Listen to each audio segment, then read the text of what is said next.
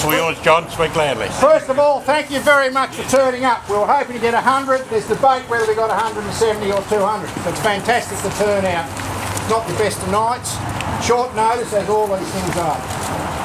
And as you're all aware, we're turning out for something to do with the federal election, and we've got the issue with the state. We're all aware that the state's selling us out. We've had no consultation at all with the enterprise bargaining agreement the UFU are getting. And they sacked the board. That shows how much they respect us. So we're hoping that we can actually apply a little bit of pressure at the federal level. And the reality is there are at least 2 seats in Victoria that are on less than 1%. And I don't say half of 60,000 volunteers might be Labor supporters and sympathisers. I already know quite a few of those are not going to vote Labor. They might vote anyone else. So there's the potential that we will impact the federal election. So we hope that federal Labor might take this on board and add a little bit more pressure to the state Labor to at least consider us. We give our time in lots of ways. It costs actually a lot of us money to be volunteers.